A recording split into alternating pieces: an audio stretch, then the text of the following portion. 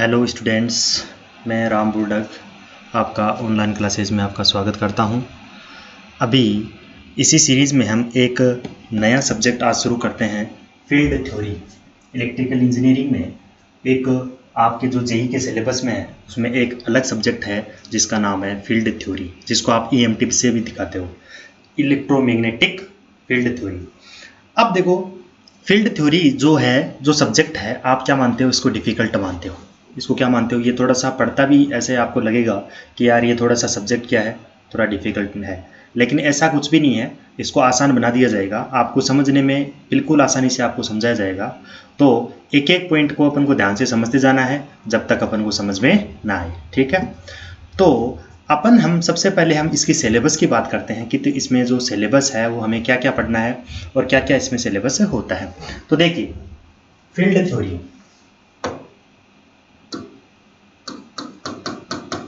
Field theory या electromagnetic field theory, जिसे आप ईएमटी से भी दिखाते हो, लेकिन आपको फील्ड थ्योरी के नाम से सिलेबस में मेंशन कर रखा है। तो अब हम देखेंगे कि इस फील्ड थ्योरी है उसमें कौन कौन से इसमें जो चैप्टर हैं उनको हम देखेंगे, कौन कौन से टॉपिक हैं।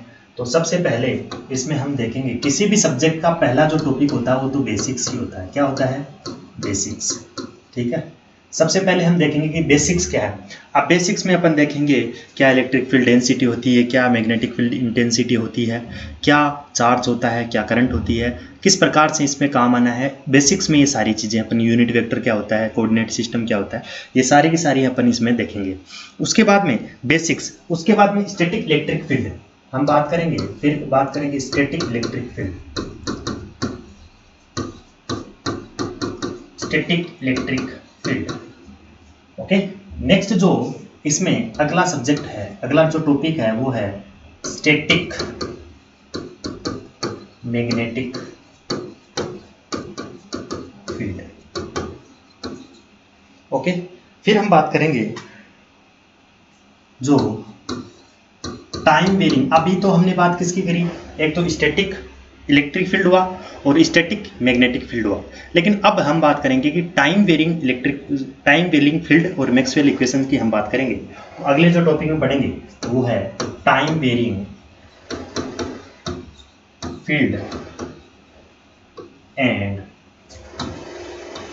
Maxwell equations. मैक्सवेल इक्वेशंस से आपको डायरेक्ट क्वेश्चन पूछ लिया जाता है। यदि एमटीएम से कम क्वेश्चन पूछने होते हैं तो आपको मैक्सवेल इक्वेशन दे देगा और पहचान लेगा कि ये कौन सी मैक्सवेल इक्वेशंस है, ठीक है। तो हम उनको भी देखेंगे, सारी चीज़ देखेंगे। उसके बाद में हम देखते हैं अगला जो टॉपिक हमें देखना है, यूनिफॉर्म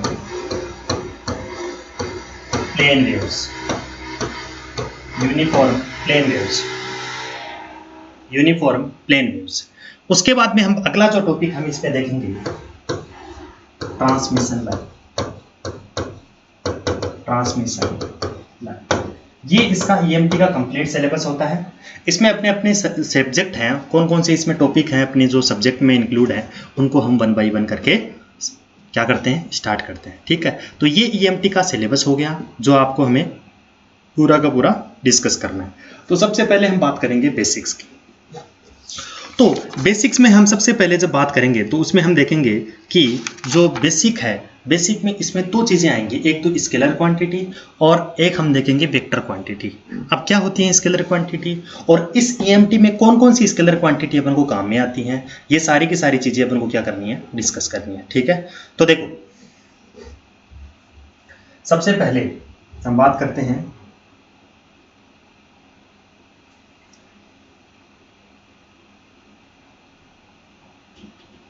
सबसे पहले बेसिक्स में हम देखेंगे स्केलर।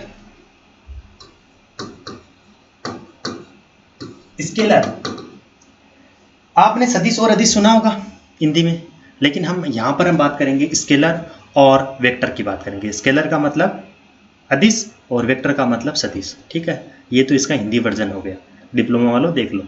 अभी देखो, हम बात करेंगे स्केलर क्या होता है। स्केलर में क्या होता है, एक तो मैग्नीट्यूड होता है और साइन होता है। क्या होता है इसमें? एक तो मैग्नीट्यूड होता है, किसी भी क्वांटिटी, कोई भी क्वांटिटी जो स्केलर है उसका एक तो अपना मैग्नीट्यूड होगा और क्या होगा उसका साइन होगा। साइन का मतलब प्लस और माइनस, साइन का मतलब प्लस और माइनस। एक बात, अब देखो स्केलर क्वांटिटी जो ईएमटी में काम आएंगी उनकी हम बात कर लेंगे। तो सबसे पहले हम बात करेंगे चार्ज की। किसकी बात करेंगे? चार्ज। क्यों? चार्ज। ठीक है, इस चार्ज की जो यूनिट होती है वो क्या होगी? बोलो बताओ, चार्ज की यूनिट क्या होती है? कूलम। क्या होती है? कूलम। चार्ज की जो यूनिट होती है वो होती है अपने पास में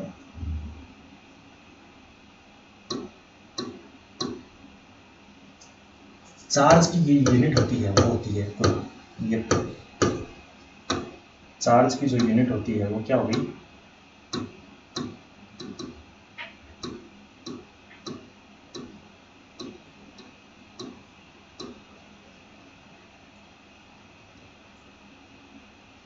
ठीक है, चार्ज की यूनिट क्या होती है? कूलम। एक बात, दूसरी जो इसकी क्वांटिटी है, स्केलर क्वांटिटी हम बात करेंगे टी की। टी यानी टाइम। टाइम की जो यूनिट बताओ भैया क्या होती है? टाइम की यूनिट होती है सेकेंड। क्या होती है? सेकेंड। ध्यान से समझते जाओ, ये सारी की सारी जो टर्म्स हैं वो काम में आएंगी ईएमटी में, इसलिए हम पहले देख लेंगे कि स्केलर क्वांटिटी कौन सी है और वेक्टर क्वांटिटी कौन सी है। फिर हम बात करेंगे आई यानी करंट। अब एक बात बताओ, करंट की यूनिट क्या होती है भैया? करंट की यूनिट एम्पियर। क्या होगी? एम्पियर। करंट की यूनिट होगी क्या होगी? एम्पियर। फिर वी वोल्टेज, और वोल्टेज की यूनिट, वोल्टेज की यूनिट होती है वोल्ट। क्या होगी? वोल्ट। ठीक है, अब देखो, फिर हम देखो इसके बाद में साई, ये क्या होता है? Electric flux. Electric flux.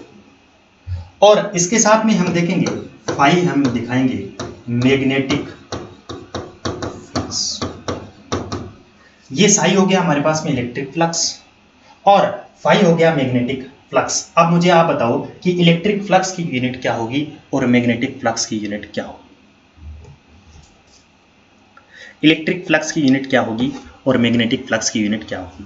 तो बताओ, इलेक्ट्रिक फ्लक्स की जो यूनिट होती है वो होती है कूलम। क्या होती है मेरा? कूलम। तो अब मैग्नेटिक फ्लक्स की यूनिट, अब जो मैग्नेटिक फ्लक्स का मतलब जो आप फ्लक्स बोलते हैं ना वो वाला ही फ्लक्स, तो उसकी यूनिट क्या होती है? वेबर। तो वो एक्चुअली क्या होता है? मैग्नेटिक फ्लक्स होता है। तो जो मैग्नेटिक फ्लक्स है उसकी यूनिट क्या है? वेबर। उसकी यूनिट क्या होगी? वेबर। चलो ठीक है, इतनी बात हो गई क्लियर। अब हमने ये स्केलर क्वांटिटी देख ली, इसके साथ में अब देख लेते हैं कि वेक्टर क्वांटिटी कौन कौन सी है। अब हम बात करते हैं वेक्टर, दूसरी वेक्टर क्वांटिटी। जो हमारे वेक्टर क्वांटिटी बहुत सारी होती हैं, लेकिन हमारे जो ईएमटी में कौन कौन सी वेक्टर क्वांटिटी काम है हम उसकी हम बात करेंगे। तो देखो, सबसे पहले मुझे एक बात बताओ, ये ई वेक्टर,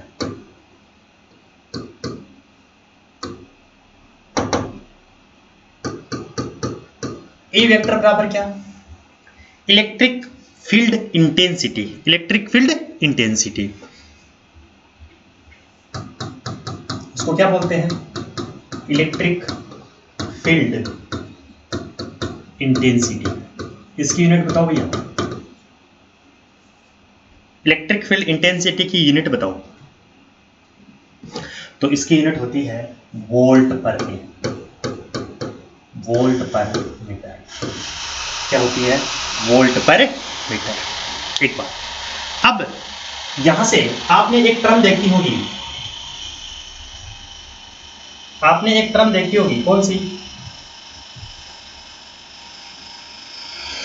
एच वेक्टर। आपने एक टर्म देखी होगी एच वेक्टर, इसको क्या बोलते हैं? Magnetic field intensity. इसको क्या बोला जाता है? Magnetic field intensity. अब मुझे एक बात बताओ, मैग्नेटिक फील्ड इंटेंसिटी की यूनिट क्या होगी? मैग्नेटिक फील्ड इंटेंसिटी की यूनिट क्या होगी बताओ? मैग्नेटिक फील्ड इंटेंसिटी की जो यूनिट होती है वो होती है एम्पियर पर मीटर। क्या होती है? Ampere per metre. ठीक है, चलो ठीक है। अब मुझे बताओ डी वेक्टर, ये सारी टर्म आपको देखने को मिलेंगी। ये होता है इलेक्ट्रिक फील्ड।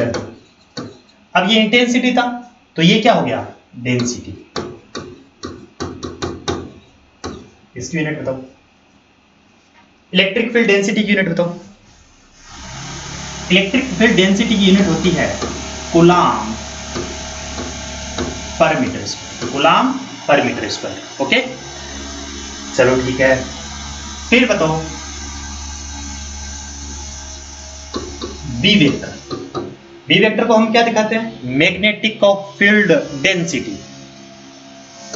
तो मैग्नेटिक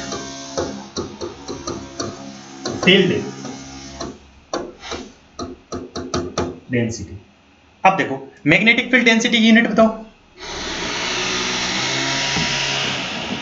सोचो। तो इसकी यूनिट होती है वेबर पर मीटर स्क्वायर। क्या होती है, वेबर पर मीटर स्क्वायर। ठीक है, चलो ठीक है। एक यूनिट जे वेक्टर, ये क्या होता है, जे वेक्टर, इसको बोलते हैं current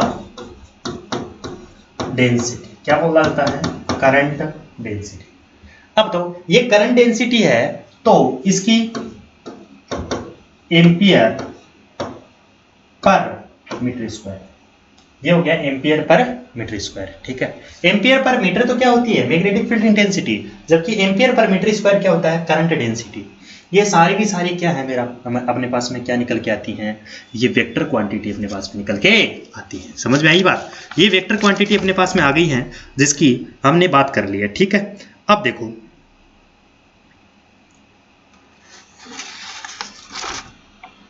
electric field density, electric, अब इनको इलेक्ट्रिक फ्लक्स भी बोल सकते हो, electric flux density, electric field density, उसमें कोई फर्क की बात नहीं है। अब देखो आगे, अब हम बात करते हैं कि थोड़ा सा आगे चलते हैं, इसमें हमें इसके अंदर और इसकी बात कर ली। अब हम बात करते हैं कि कोऑर्डिनेट सिस्टम में किस प्रकार से रिप्रेजेंट करते हैं। जैसे मान लो कल देखा था, या फिर हमने पहले भी कई बार देख लिया है, जैसे 2 वे यानी 3D में, 2D में जो कोऑर्डिनेट सिस्टम है, ये एक्स एक्सिस और ये वाई एक्सिस हो गया। किसी भी पॉइंट को, जैसे मान लो इस P पॉइंट को दिखाना है, स्मॉल एक्स और वाई, यानी एक्स क्या है, ये दूरी क्या है अपने पास में एक्स, और ये क्या हो गया वाई। तो इस पॉइंट को हम दिखा देंगे, ये हम बोर्ड पे भी दिखा सकते हैं क्योंकि 2D है। अब 3D होता है, 3D होता है, 3 डायमेंशन होती है। अब ये तो बोर्ड तो 2D है, 3D को कैसे दिखाएंगे, तो 3D को 3D कोऑर्डिनेट सिस्टम में ये है अपने पास में वाई एक्सिस, और ये जेड एक्सिस, और ये अपने आप हो गया एक्स एक्सिस। ठीक है, ये 3 एक्सिस होती हैं। कैसे, जैसे अपना फर्श है ना, फर्श है तो फर्श में एक्स और वाई, एक्स एक्सिस और वाई एक्सिस हो गया, और उसके परपेंडिकुलर एक्स एक्सिस और ये फर्श हो गया। एक कमरा देखो, कमरे का जो फर्श है एक्स एक्सिस और वाई एक्सिस हो गया। और जब छत से ऊपर की तरफ ये चलते हैं, ये हाइट चलती है, वो क्या होती है मेरा जेड एक्सिस। ठीक है, तो ये कोऑर्डिनेट सिस्टम है। इसमें किसी पॉइंट को 3D में अपन को दिखाना है। अब ये दिखेगा नहीं, ऐसे सोच के चलो आप कि ये वाई एक्सिस है, जेड एक्सिस है, इस तरह से अपने पास में क्या है, एक्स एक्सिस है। तो कोई पॉइंट यहाँ पर है, क्या है, यहाँ पर ये पॉइंट दिखाया गया 3D में। अब मान लो कि यहाँ पर ये ऐसे नहीं है कि बी लटका हुआ है, यहाँ पर कोई पॉइंट है, उसके जो कोऑर्डिनेट हमने मान लिया, यहाँ पर एक P पॉइंट है, ये P पॉइंट है यहाँ पर, तो इसके कोऑर्डिनेट सिस्टम क्या होंगे, एक्स वाई और जेड। अब हम देखेंगे कि P एक पॉइंट की बात करेंगे, एक लाइन की बात करेंगे, एक एरिया की बात करेंगे, एक वॉल्यूम की बात करेंगे। किसकी बात करेंगे, तो हम चलते हैं, तो क्योंकि हमने बेसिक देखा ना, तो एक एक पॉइंट को देखेंगे। अभी हमने देख ली कौन कौन सी क्वांटिटी काम आनी है और किस तरह से आप देखना है। अब बात करते हैं हम सबसे पहले पॉइंट की। किसकी बात करते हैं, पॉइंट की।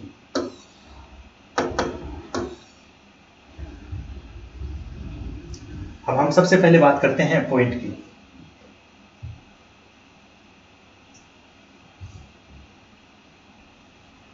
देखो 3D में बात करेंगे तो पॉइंट को हम किसी भी पॉइंट को 3D में, यानी कि हमने ये देखा, क्या देखा कि ये अपने पास में वाई एक्सिस है, ये जेड एक्सिस हो गया, और ये अपने पास में हो गया एक्स एक्सिस। ठीक है, यहां पर मैं एक पॉइंट लेता हूं, क्या, यहां पर मैंने एक पॉइंट लिया P, जिसकी कोऑर्डिनेट क्या होंगे, एक्स वाई और जेड, एक्स वाई और जेड। ये एक पॉइंट है। अब एक्स वाई जेड जैसे मान लो इनकी वैल्यू होगी 2, 3 और 5 होगी। ये पॉइंट क्या है, एक्स एक्सिस पर क्या बोल रहा है, ये 2.2 डिस्टेंस की दूरी पर है। ठीक है, एक्स एक्सिस वाला पॉइंट है, जहां पर एक्स एक्सिस पर जो पॉइंट है, कोऑर्डिनेट है, वो क्या है 2, वाई वाला 3 और जेड वाला 5। मतलब ये क्या है, तीनों की तीनों क्या है, कांस्टेंट। यहां पर कोई भी वेरिएबल है क्या, अरे भाई इन तीनों पॉइंटों में तो फिक्स वैल्यू है, कोई वेरिएबल थोड़ी है, नहीं है। इस पी पॉइंट को हम दिखाते हैं एक्स वाई और जेड। तो ये जो पॉइंट हो गया एक्स वाई और जेड, इसका मतलब ये जो तीनों पॉइंट है वो क्या है, कांस्टेंट है क्या, तो यहां पर वेरिएबल है क्या, कुछ कोई भी वेरिएबल नहीं है। इसलिए हम दिखाते हैं पॉइंट सिस्टम में, हम दिखाते हैं कि 3 कांस्टेंट्स, या मैं ऐसे बोल सकता हूं no variable, no variables, 3 constants, या फिर हम बोल देंगे नो वेरिएबल्स। ठीक है, ओके, ये हो गया पॉइंट की बात। अब हम बात करेंगे लाइन की। अब हम किसकी बात करेंगे, लाइन की। पॉइंट समझ में आ गया, क्लियर है, ठीक है। अब हम बात करेंगे लाइन की।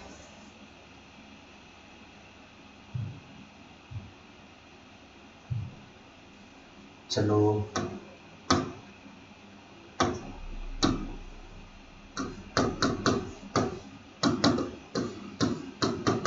ध्यान से समझो लाइन को। चलो देखो एक लाइन देखते हैं। ये एक लाइन है,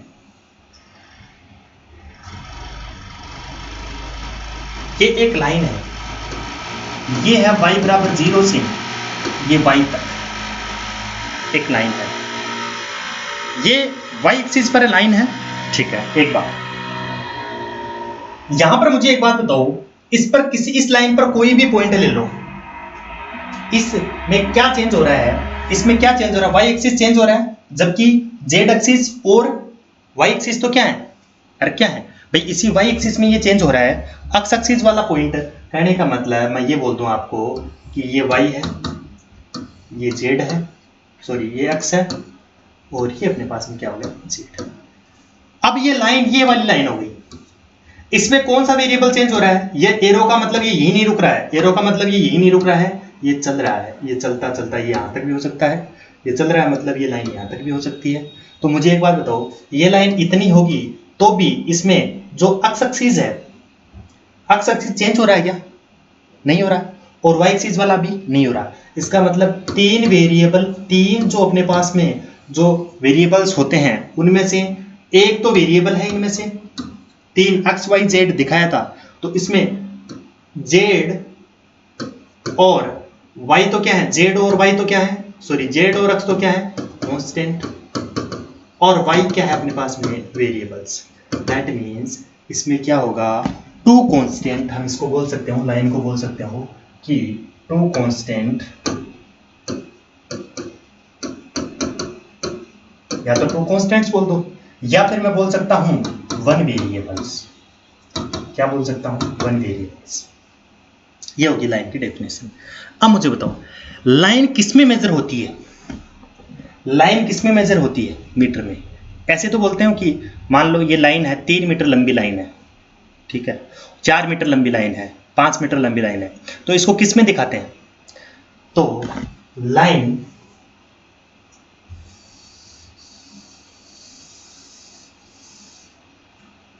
तो यहां से मैं लिख देता हूं लाइन मेजर्ड इन, जो लाइन होती है वो किस में मेजर होती है, मीटर में मेजर होती है। अब एक बात बताओ, यहां इसकी मैग्नीट्यूड भी है इसका, और इसकी डायरेक्शन भी है।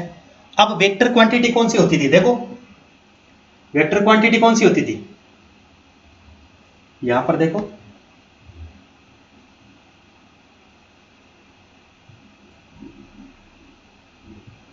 ये स्केलर, और वेक्टर में क्या होता था, मैग्नीट्यूड होगा, लिखना भूल गए थे, मैग्नीट्यूड एंड इसकी क्या होगी, डायरेक्शन भी होगी। ठीक है, तो क्या कहलाएगा, वेक्टर।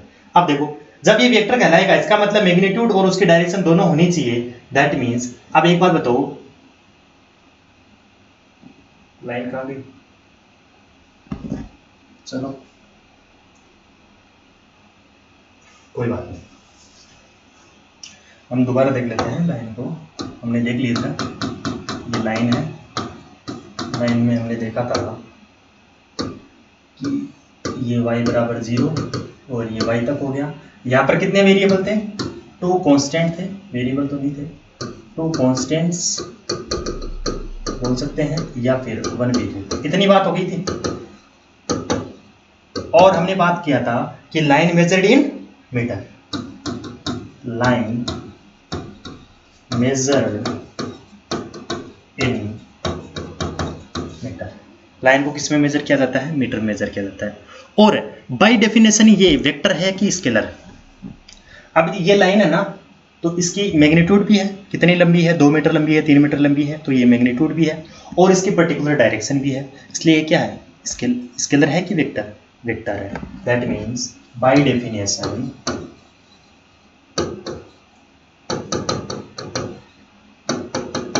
Line is vector. ये पूछ लिया जाता है, ये वेक्टर है कि ये छोटे छोटे क्वेश्चन है जो मैं लिखा रहा हूँ वो डायरेक्ट पूछ लिए जाते हैं, ठीक है। तो ये क्या है? लाइन भी क्या है अपने पास में? वेक्टर है। एक बात आप सुनो ध्यान से। अब मैं बात करता हूं, लाइन होगी, पॉइंट हो गया। अब हम बात करते हैं किसकी? एरिया की। चलो ठीक है, बात करते हैं एरिया की।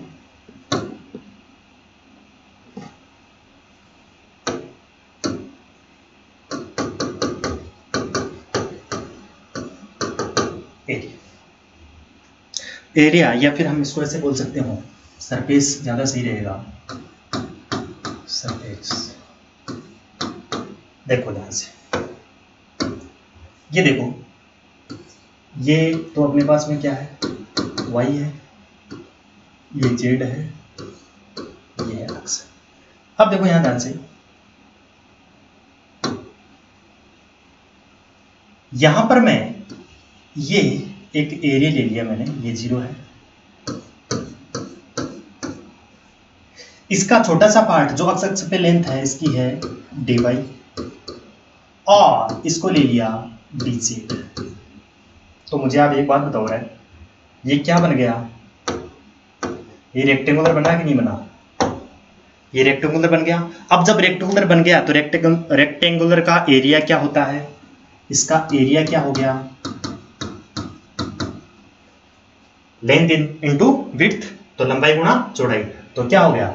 dy into dz, dy into dz। एक बात, dy इंटू dz क्या इतना ही आएगा क्या? ना, an का केप। अब ये an केप क्या है? ये है where an cap normal unit vector, normal unit vector to the surface, to the surface in outward direction. ठीक है, इन आउटवर्ड डायरेक्शन।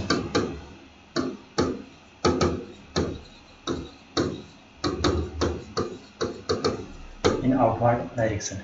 देखो ध्यान से, मैंने क्या कहा? an केप यानी normal unit vector to the surface in outward direction. ये सरफेस है अपने पास में, कौन सी सरफेस है? y और z की सरफेस है, इसके नॉर्मल आउटवर्ड डायरेक्शन में। तो ये एक्चुअली अक्स जो है ऐसे नहीं है, ये अक्स है ऐसे। समझ में आ रही बात? तो मुझे बताओ, अब मुझे एक बात बताओ, यहाँ an केप की जगह क्या आएगा? यानी मैं ये लिखूं कि एरिया बराबर dy dz।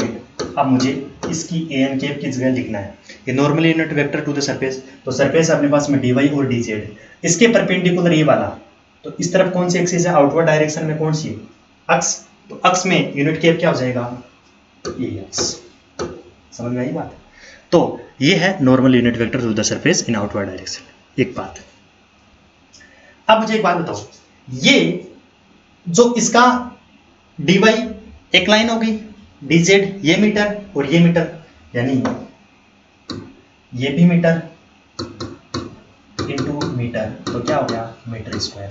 दैट मीन्स इसकी एरिया की या सरफेस की यूनिट क्या होती है बताओ? सरफेस एरिया, यहाँ से लिख देते हैं, जो सरफेस एरिया है वो किस में मेजर किया जाता है? दैट मीन्स मैं लिख देता हूँ सरफेस एरिया मेजर्ड इन, किस में मेजर किया गया भैया बताओ, मीटर इंटू मीटर, किस में, metre square, that means measured in metre square. ठीक है, अब बताओ ये वेक्टर है कि स्केलर, बताओ ये डायरेक्शन देखो, इसका magnitude dy into D x करोगे तो कुछ मैग्नीट्यूड तो आएगा, और देखो ए एन के क्या बता रहा है, इसकी डायरेक्शन ही बता रहा है, तो मैग्नीट्यूड भी है डायरेक्शन भी है, दैट मीन्स क्या है, वेक्टर है या फिर स्केलर है, वेक्टर है, बिल्कुल क्या है, वेक्टर है, that means by definition surface area is vector quantity। ठीक है, तो ये अपने पास क्या हो गया है, अपने पास में क्या हो गया है, सरफेस यहाँ पर निकल के आ गया। सरफेस की बात कर ली, पॉइंट की बात कर ली, लाइन की बात कर ली, अब हम बात करेंगे वॉल्यूम की। किसकी बात करेंगे, वॉल्यूम की। तो देखो इतना हो गया क्या, अरे समझ में आया, तो अब हम बात करते हैं वॉल्यूम की।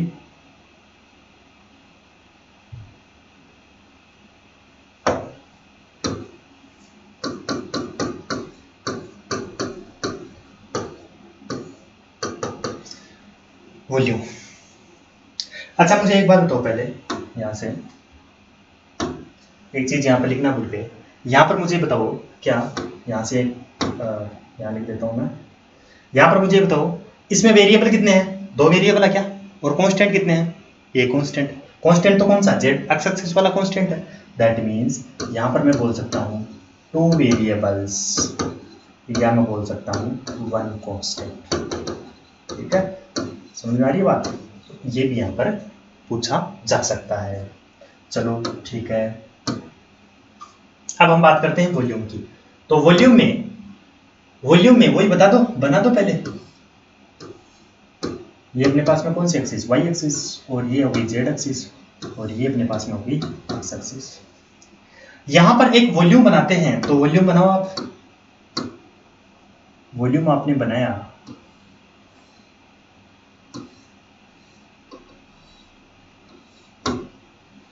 अब एक बात बताओ, ये जो वॉल्यूम है वो एक्स एक्सिस में फैला हुआ है, क्यों, एक्स एक्सिस पे भी क्या हो रहा है, बढ़ रहा है, वेरिएबल हो रहा है।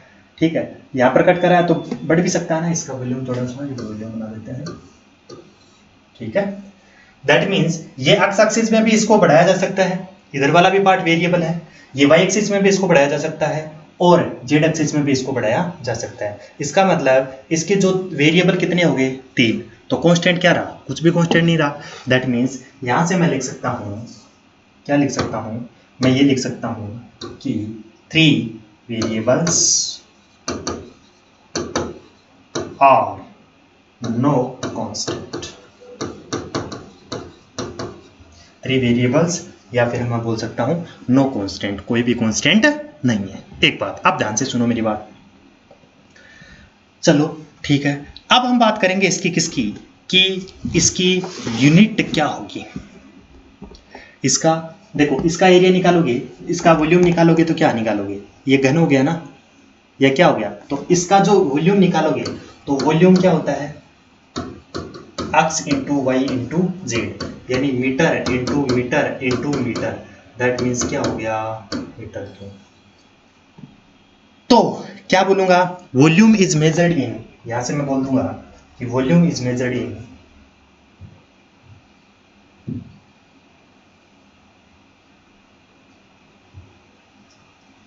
तो मैं बोल दूंगा कि वॉल्यूम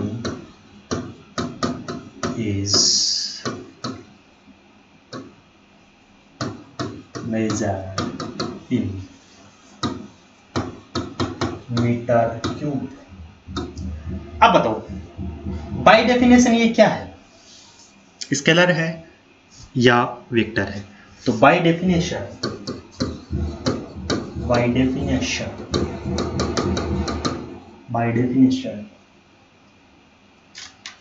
वॉल्यूम इज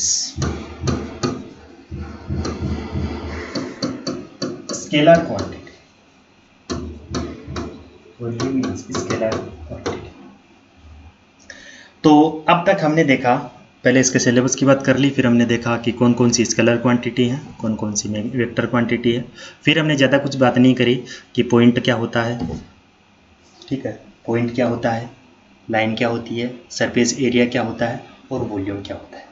ठीक है, ये आपको समझ में आएगा धीरे धीरे किस प्रकार से मैं बेसिक बिल्डअप कर रहा हूँ, किस प्रकार से हमें पूरी ईएमटी में ये काम आएंगे वो हमें देखना है। ठीक है, अब देखो मैं यहाँ पर कुछ आपको नोट बताऊंगा। कौन से नोट? देखो चलो आगे चलते हैं थोड़ा सा, यहाँ तक आई होप आपको क्लियर हुआ होगा। चलो ठीक है, अब यहाँ पर एक चीज बताऊं मुझे, मैं क्या करता हूं, यदि मान लो मेरे पास में एच वेक्टर दे रखा है, हमें मालूम है एम्पियर पर मीटर इसकी यूनिट होती है। ठीक है, अब मैं क्या करता हूं, यदि इसको मीटर से, इसको क्या करना है, यहां से मुझे क्या करना है, यदि आई वेक्टर निकालना है, आई निकालना है, तो क्या करूंगा, यहां पर इससे आई निकालना है तो मैं क्या करूं, इसको मीटर से मल्टीप्लाई कर दूं, मीटर से मीटर चला जाएगा तो बचेगा क्या, एम्पियर बचेगा, और उसकी यूनिट वो किसकी यूनिट होती है, करंट की यूनिट होती है। किसकी यूनिट होती है, करंट की यूनिट होती है। मैं क्या समझाना चाह रहा हूं कि यदि हमें मीटर से मल्टीप्लाई करना है, यानी हमने यहां पर किससे मल्टीप्लाई किया है, मीटर से मल्टीप्लाई करना है, तो जब हमें मीटर से मल्टीप्लाई करना है तो क्या करना है, यदि मैं कहूं मीटर स्क्वायर से मल्टीप्लाई करना है, यहां से मैंने देखो इस तरह से मैं प्रॉपर तरीके से लिखा दूंगा, जैसे मान लो बी वेक्टर है तो ये अपने पास में 5/8, या मैं बोलूं वेबर पर मीटर स्क्वायर, इसका क्या होगा, ये हम देख के हैं वेबर पर मीटर स्क्वायर ये क्या होता है, इसका फॉर्मूला होता है। अब मुझे क्या निकालना है, इससे फाई निकालना है, इससे फाई निकालना है। फाई की यूनिट क्या होती है, वेबर निकालना है, यानी वेबर निकालना है। तो अब क्या करूंगा, मुझे इससे वेबर निकालना है, तो मुझे क्या करना होगा, इस मीटर स्क्वायर, ये पूरी की पूरी टर्म है, यानी हमें दिया क्या है, सीधा सीधा ये समझो कि मीटर पर मीटर स्क्वायर हमें दिया है, गिवन है, और हमें निकालना क्या है, फाइंड क्या करना है, फाइंड करना है अपन को फाई, यानी वेबर हमें फाइंड आउट करना है। गिवन हमारे पास में वेबर पर मीटर स्क्वायर है और फाइंड क्या करना है, वेबर फाइंड आउट करना है। तो देखो ध्यान से, अब क्या करूं मैं, इससे सिर्फ ये निकालना है तो क्या करूं, इसको वेबर से मल्टीप्लाई कर देता हूं, इसको क्या कर देता हूं, मीटर से मल्टीप्लाई कर देता हूं, यानी वेबर पर मीटर स्क्वायर अपन को गिवन था, उससे किससे मल्टीप्लाई कर देता हूं, मीटर स्क्वायर से मैंने मल्टीप्लाई कर दिया, तो मीटर स्क्वायर से मीटर स्क्वायर मल्टीप्लाई किया तो हमारे पास में क्या बच गया, वेबर। तो हमने वेबर पर मीटर स्क्वायर से वेबर निकाल लिया। लेकिन क्या मीटर स्क्वायर ऐसे मल्टीप्लाई कर दोगे क्या, ना। तो देखो उसका तरीका किस प्रकार से इसको मल्टीप्लाई करते हैं।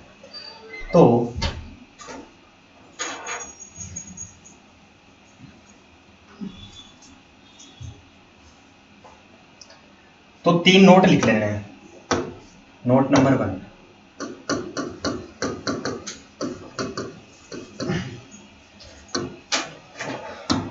तो 2 मल्टीप्लाई विथ मीटर, यानी 2 मल्टीप्लाई विद मीटर। जब भी हमें मीटर से मल्टीप्लाई करना है तो करना क्या है, तो हमें क्या करना है, take integration D of L vector. ठीक है, एक बार इंटीग्रेशन डी एल वेक्टर।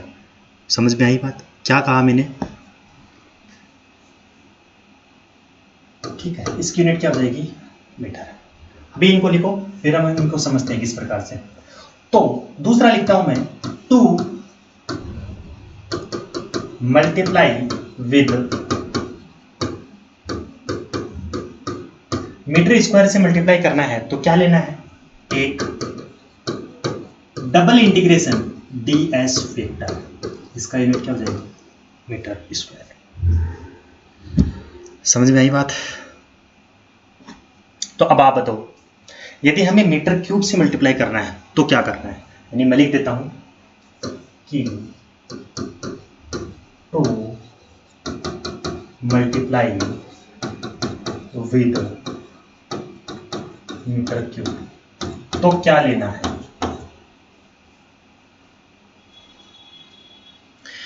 भाई मीटर से मल्टीप्लाई करा तो सिंगल इंटीग्रेशन, और मीटर स्क्वायर से मल्टीप्लाई करना है तो डबल इंटीग्रेशन, और जब हमें मीटर क्यूब से करना है तो ट्रिपल इंटीग्रेशन हो जाएगा। तो ट्रिपल इंटीग्रेशन डीवी, ये क्या हो जाएगा, मीटर क्यूब। अब सर लिख तो दिया, इनका मतलब हमें समझो। बिल्कुल समझाएंगे। तो देखो सबसे पहले जैसे मान लो अभी अपन को क्वेश्चन यानी एग्जाम्पल रटने, ये जो फॉर्मूले रटने नहीं है उनको याद रखना है, लेकिन उनका भी तरीका होना चाहिए कि अपन इस तरह से इसको याद रख सकते हैं। ठीक है, तो देखो ध्यान से, यानी आपको क्या, यदि गिवन क्या है मैं बताता हूं आपको। देखो जैसे एग्जाम्पल लेते हैं, यदि मैं करता हूं बात, गिवन एच वेक्टर जिसकी क्या होती है unit, ampere per metre, ampere per metre. Then I जिसकी यूनिट क्या होती है, एम्पियर इज। अब इससे एच वेक्टर से अपन को आई निकालनी है। अब एम्पियर पर मीटर दिया है, उससे एम्पियर निकालना है, तो करना क्या, इसको मीटर से मल्टीप्लाई कर दूं तो हमारे पास में क्या आ जाएगा, आई आ जाएगा। तो आई किस प्रकार से आएगा, आई हमने कहा ये जो गिवन क्या है एच वेक्टर, इससे हमें किससे मल्टीप्लाई करना है, मीटर से मल्टीप्लाई करना है ना। अरे भाई दिया गिवन क्या है, एम्पियर पर मीटर दिया है ना यार। अब निकालना क्या है, फाइंड आउट क्या करना है, अरे फाइंड आउट अपन को करना है एम्पियर। तो इसको भगाना पड़ेगा नीचे वाले मीटर को, भगाएंगे कैसे, इसको मीटर से मल्टीप्लाई करेंगे। जब जब भी मीटर से मल्टीप्लाई करते हैं तो हम क्या करें, सिंगल इंटीग्रेशन डीएल वेक्टर, ऐसे थोड़ी कर दोगे मीटर मल्टीप्लाई। तो एच वेक्टर जो भी हमें दिया है उसको क्या करेंगे, डीएल वेक्टर करके सिंगल इंटीग्रेशन कर देंगे। तो उस कंडीशन में क्या हो जाएगा, देखो ये क्या था, एम्पियर पर मीटर था, हमने किससे मल्टीप्लाई किया, मीटर से। तो मीटर से मीटर गया तो ये बचा क्या, एम्पियर बचा। तो यही तो हमें निकालना था, देन आई इज। ठीक है, तो एक्चुअली हमें करना क्या, हमने किया क्या, हमने कुछ भी नहीं किया, हमने कुछ भी नहीं किया,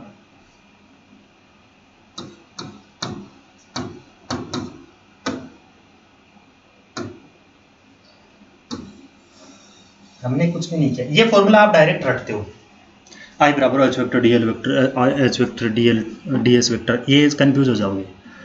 आपको यदि यूनिट याद है तो आप तुरंत निकाल सकते हो। जैसे ही एच वेक्टर दिया होगा उससे आई वेक्टर निकालना है, तो H vector dot DL vector. हमें मान लो मैं ampere per metre square metre से मल्टीप्लाई करता हूँ। चलो ठीक है, अगला देखते हैं। तो अगला हम देखते हैं, देखो जैसे मुझे अब आगे वाला आप फॉर्मूला बनाना, मैं कहता हूं गिवन बी वेक्टर दे रखा है अपन को, जैसे मैंने बना दिया, जैसे example number 2, given B vector, एक बार बता देता हूं, वेबर पर मीटर स्क्वायर इसकी यूनिट होती है। देन 5 यानी वेबर इज, बताओ फॉर्मूला बनाओ। अब एक बार बताओ मुझे, वेबर पर मीटर स्क्वायर से वेबर लाने के लिए किससे मल्टीप्लाई करना पड़ेगा, मीटर स्क्वायर से। और जब मीटर स्क्वायर से मल्टीप्लाई करते हो तो क्या होता है, डबल इंटीग्रेशन डीएस से मल्टीप्लाई करना है। ठीक है, तो देखो उससे करना है, तो देखो अब हमें क्या निकालना है, 5, तो निकाल दो बस, आसान है। 5 बराबर B vector dot DS vector, कितना इंटीग्रेशन, डबल इंटीग्रेशन, कितना इंटीग्रेशन, डबल इंटीग्रेशन। तो देखो हुआ कि नहीं हुआ अपना जुगाड़, बताओ ये क्या है, वेबर पर मीटर स्क्वायर, और ये क्या है, मीटर स्क्वायर। तो जो फाइनली जो इसकी यूनिट निकल के आई वो क्या होगी, मेरा वेबर। तो ये भी एक फॉर्मूला। अब देखो इसमें फॉर्मूले आपको टफ क्यों लगती है, क्योंकि बहुत सारी चीजें आप रट लेते हो। अब ये formula B vector dot DS vector कभी H vector dot DS vector हो जाएगा। जब तक एग्जाम में क्वेश्चन करोगे तब तक H vector dot DS vector हो जाएगा, लेकिन इसको याद रखना है, लेकिन वो भी सही तरीके से। वो भी किस तरीके से, सही तरीके से आपको इसको याद रखना है, तब आपको कभी भी इसमें कंफ्यूजन नहीं होगा। आपको यूनिट का मालूम था, इसे बी वेक्टर से 5 वेक्टर निकालना सोचना ही नहीं है, कभी नहीं बोलोगे। अब चलो ठीक है, एक और बता दो। जैसे मुझे ये दिया है गिवन क्या, यदि गिवन रो वी कूलाम पर मीटर क्यूब, देन उस कंडीशन में कूलाम पर मीटर क्यूब रो वी दे रखा है, देन हमें निकालना है क्या, क्यू इज यानी कूलाम, यानी चार्ज निकालना है, वो भी किसमें, कूलाम। कूलाम पर मीटर क्यूब से कूलाम निकालने के लिए हमें क्या करना पड़ेगा, इसको मीटर क्यूब से मल्टीप्लाई करना पड़ेगा। अब मीटर क्यूब से मल्टीप्लाई ऐसे थोड़ी कर दोगे, मीटर क्यूब से मल्टीप्लाई करने के लिए क्या करोगे, मीटर क्यूब से मल्टीप्लाई क्या करोगे, ट्रिपल इंटीग्रेशन डीवी, तब होगा अपना काम। तो करो जरा, रटने की जरूरत ही नहीं है। तो क्यू बराबर हो जाएगा, दिया क्या है, rho v into dv triple integration. तो ये, अब एक बात बताओ, यहां से आपके पास में क्या निकल के आई, ये क्या है, कूलाम पर मीटर क्यूब, इसको किससे, मीटर क्यूब से मल्टीप्लाई कर दिया, तो जो अपने पास में यूनिट निकल के आई इसकी, वो क्या, कूलाम।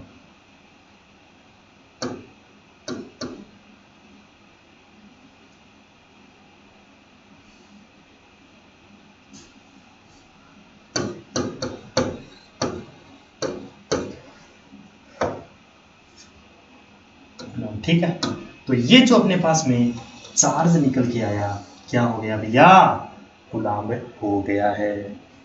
आई होप यहां तक आपको बात समझ में आ गई होगी।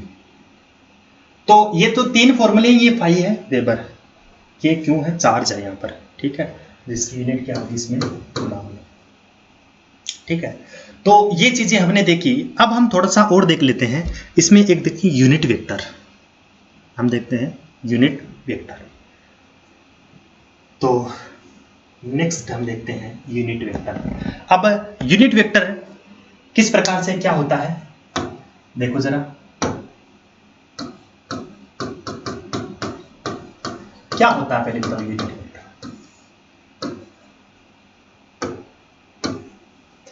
वेक्टर है, इसका मतलब दो चीजें हैं इसकी, एक तो इसका मैग्नीट्यूड और इसकी डायरेक्शन।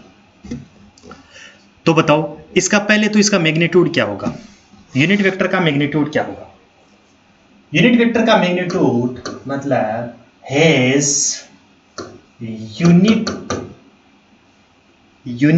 मैग्नीट्यूड, इसका मैग्नीट्यूड कितना होता है, 1।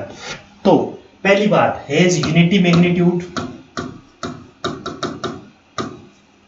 एंड दूसरा इसकी डायरेक्शन किस प्रकार होगी, and is in the direction, and is in the direction, is in the direction of increasing in variable, increasing in variable, increasing its variable। ये क्या बोला है, सर समझो, बिल्कुल समझाएंगे, increasing its variable।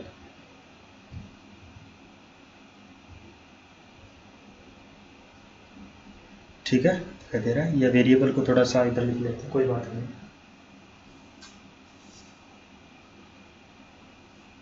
अब दिखाई दे रहा है, ठीक है, okay.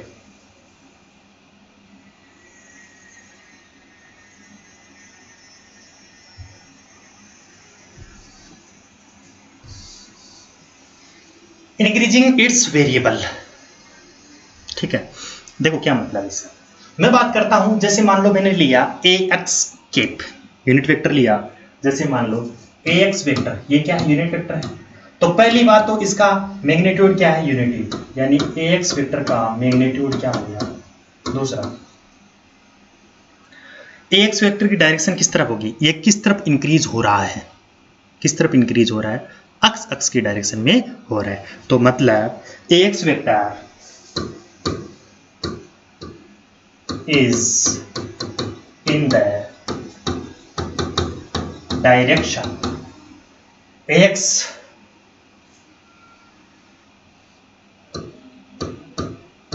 is in the direction of increasing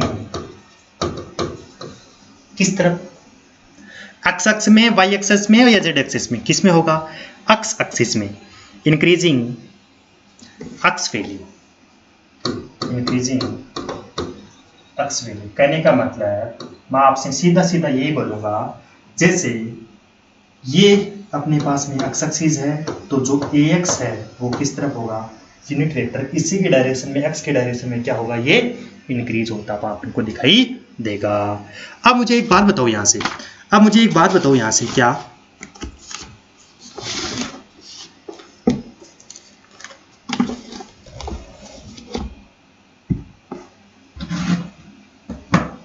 चलो ठीक है कोई बात नहीं। अब मुझे एक बात तो, ए एक्स वेक्टर, ए वाई वेक्टर और ए जेड वेक्टर की हम बात करेंगे। तो यहां से मैं बात करता हूं नेक्स्ट,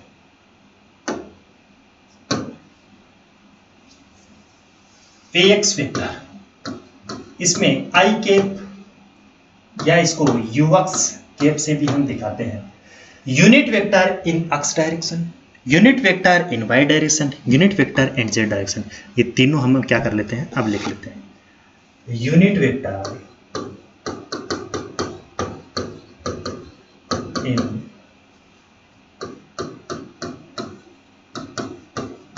एक्स डायरेक्शन।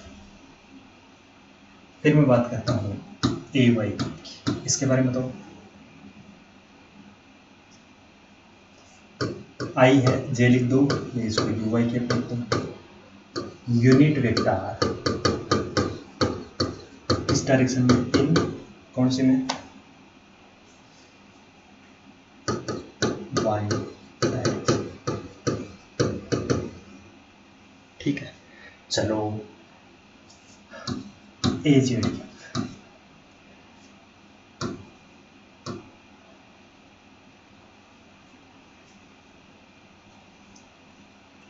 के और ये हो गया, बताओ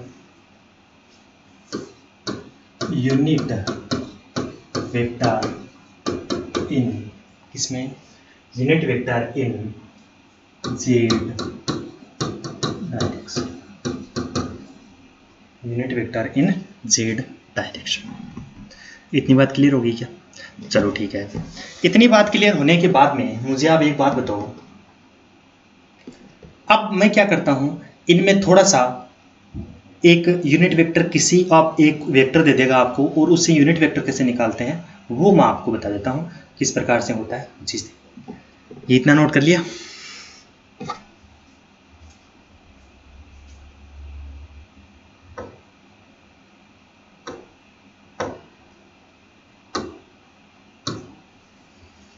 चलो, इफ यदि ए वेक्टर आपको दे रखा है, क्या, ए एक्स के plus A Y plus A Z, ठीक है, देन अब बताओ unit vector of, unit vector in A vector, unit, then unit vector in unit vector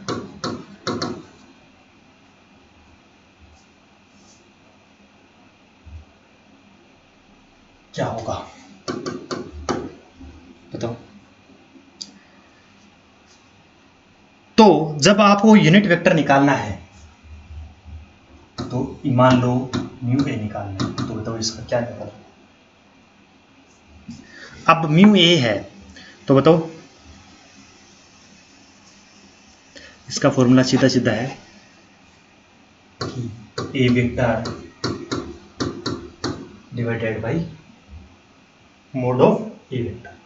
अब ये तो सीधा सीधा ए वेक्टर, तो ऐसा कैसा लिख दो, ए वेक्टर तो हमें दिया, यानी ए एक्स के प्लस ए वाई के प्लस ए जेड के अपॉन में मोड ऑफ ए वेक्टर। अब मोड ऑफ ए वेक्टर है तो इसको बताओ कैसे निकालोगे इसका मैग्नीट्यूड। तो आपको मालूम है कि कोई भी मान लो, जैसे मान लो ए वेक्टर अपन को दिया होता एक्स आई के वाई जे के जेड के, तो मोड ऑफ ए वेक्टर क्या होता है, under root of X square plus Y square plus Z square, ये आता है।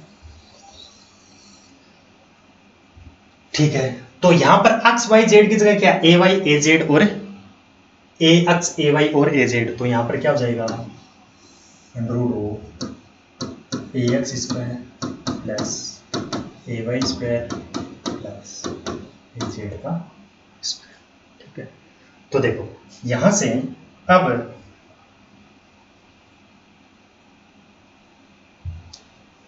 ठीक है ना, अब चलो ये हो गया म्यू ए वेक्टर।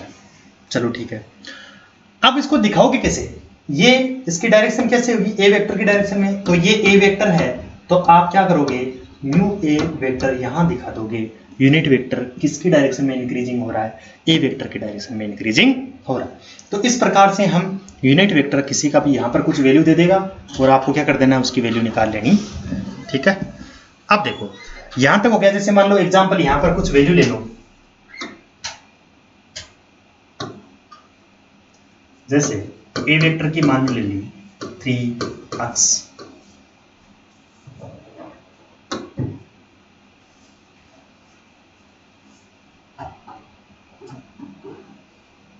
यहां पर ले लिया 3ax के प्लस 4ay के प्लस 2az के। अब आपको पूछे unit vector of A vector, तो unit vector of A vector क्या होता है, mu A vector divide by mod of A vector. अब ए वेक्टर को ऐसा कैसा, 3ax के प्लस 4ay के प्लस 2az के। अब मोड ऑफ ए वेक्टर का मतलब रूट ऑफ ax के मल्टीप्लाई में कौन है, 3, तो 3 का स्क्वायर प्लस ay के 4 का स्क्वायर प्लस 2 का स्क्वायर। तो सोल्व करो इसको, कितना होगा, mu A vector equals to, ऊपर तो ऐसा कैसा 3ax के प्लस 4ay के प्लस 2az के। ठीक है, अब ये कितना हो गया, रूट ऑफ 9 16 25 4 कितना हो गया 29। तो इस प्रकार से ये यूनिट वेक्टर कितना हो गया, 3ax के प्लस 4ay के प्लस 2az के रूट ऑफ 29। अब इसको बताओ, मान लो ए वेक्टर की इस तरफ है, तो यूनिट वेक्टर कहाँ हो जाएगा, इसकी डायरेक्शन में, इस ए वेक्टर की डायरेक्शन में इंक्रीजिंग मोड में यहाँ पर हम इसको दिखा देंगे। तो ये इसका न्यूमेरिकल था, किस प्रकार से यूनिट वेक्टर निकालते हैं। अब हम थोड़ी सी इसकी और प्रॉपर्टी देख लेते हैं। अब एक बात बताओ, आपको दो वेक्टर हैं, उनको मल्टीप्लाई कैसे करते हैं, ये एक्स वेक्टर और वाई वेक्टर, या फिर मैं ऐसे ले लूँ ए वेक्टर और बी वेक्टर ले लेता हूँ, A vector dot B vector, इनका डॉट प्रोडक्ट क्या होगा, mod of A vector into mod of B vector into cos of in theta. Theta क्या है, ए वेक्टर और बी वेक्टर के बीच में एंगल। जैसे मान लो ये ए वेक्टर है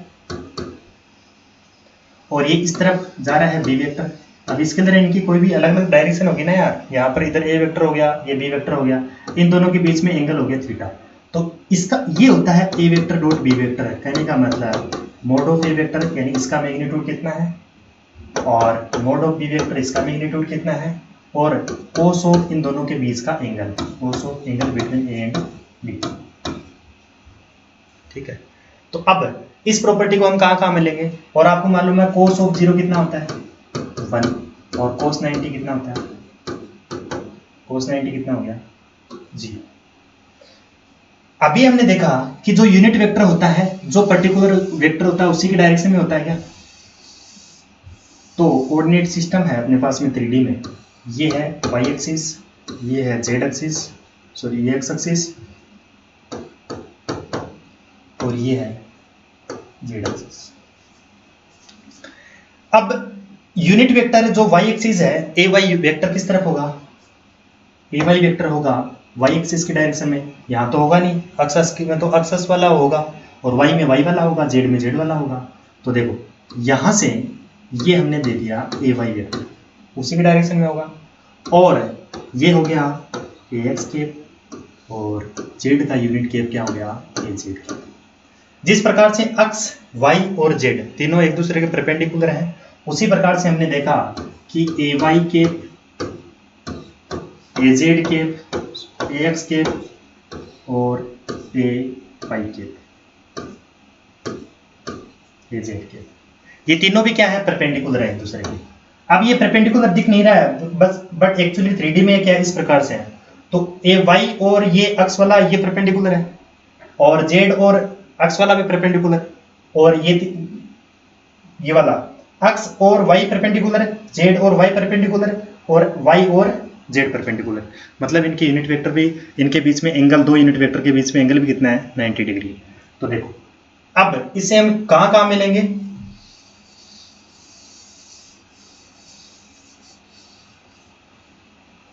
यहां पर है, यानी मैं कहूंगा ए एक्स,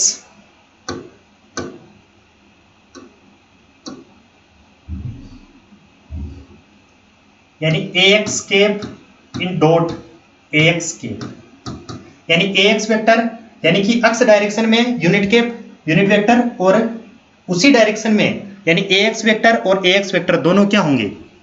तो कर दो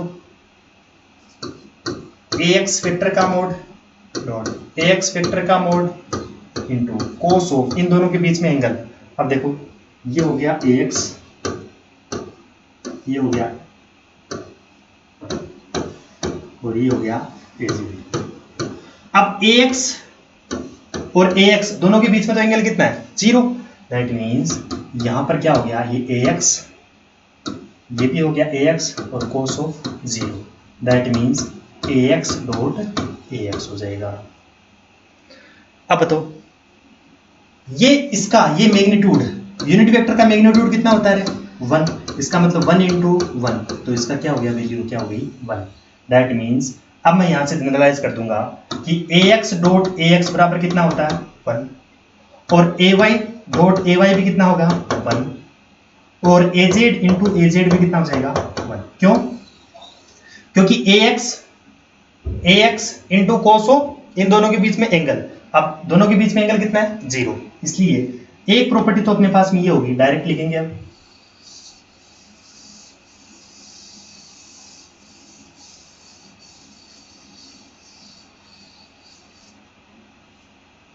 पहला नोट नंबर 1 कि A x dot A X बराबर equals to A Y dot A Y equal to A Z dot A Z equals to कितना हो गया?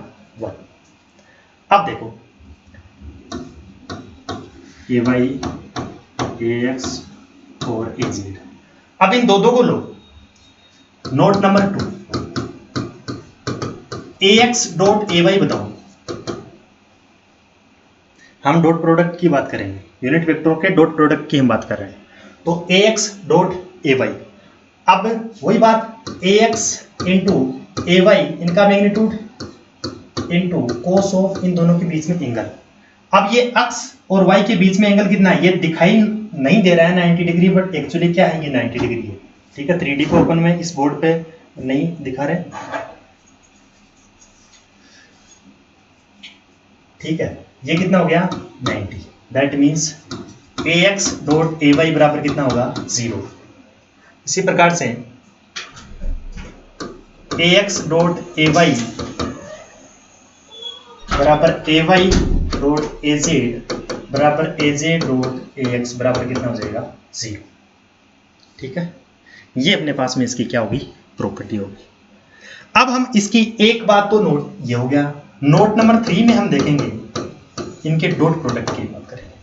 ठीक है, तो डॉट प्रोडक्ट का सीधा सा तरीका है क्या? AX AY और AZ। तो अब क्या करना है, AX क्रॉस AY, तो क्या कर देना है, इस चक्कर बना लो एक, ठीक है। इस चक्कर से अपन को याद रखना है किस प्रकार से क्या करना है। तो AX क्रॉस AY, तो इसके आगे वाला कौन है, एक्स वाई जेड, यही सीक्वेंस होनी चाहिए। ये मैं तरीका बता रहा हूँ किस प्रकार से आपको याद करना है, क्योंकि आपको करना पड़ेगा दो वेक्टर कभी क्रॉस प्रोडक्ट होंगे, कभी डॉट प्रोडक्ट होंगे, ठीक है। तो हमें देखना है, तो हमें क्या करना है, AX क्रॉस AY बराबर क्या हो जाएगा अपने पास में, AX क्रॉस AY बराबर हो जाएगा AZ, ठीक है। अब यहाँ देखो AY और AZ, इसी सीक्वेंस में चलते जाओ, AY क्रॉस AZ बराबर क्या हो जाएगा, AY क्रॉस AZ बराबर क्या हो जाएगा, AX। समझ में आ रही बात। अब क्या बचा, AZ क्रॉस AX बराबर क्या हो जाएगा, AZ क्रॉस AX बराबर कितना हो जाएगा, AY। समझ आई बात, अरे आई नहीं आई, आई, ठीक है। तो ये चीजें हैं जो हमें करनी है, ठीक है। तो आई होप आपने ये इंजॉय किया होगा। आज हमने ये देखा इस क्लास में कि EMT हमने स्टार्ट किया, उसमें कौन कौन से टॉपिक होते हैं हमें पढ़ने हैं, उनके बारे में डिस्कस किया। और फिर उसके बाद में हमने देखा कि स्केलर क्वांटिटी कौन सी हैं, वेक्टर क्वांटिटी कौन सी हैं, और हमने उसके बाद में पॉइंट की बात करी, लाइन की बात करी, वॉल्यूम की बात करी, एयर सरफेस की बात करी। फिर हमने थोड़ा सा ये यूनिट वेक्टर के बारे में देख लिया, और हमने 3 नोट देखे किस प्रकार से हमने थोड़े फॉर्मूले बनाने होते हैं। तो ये सारी चीज़ देखी, तो बाकी के हम देखेंगे नेक्स्ट क्लास में। Thank you.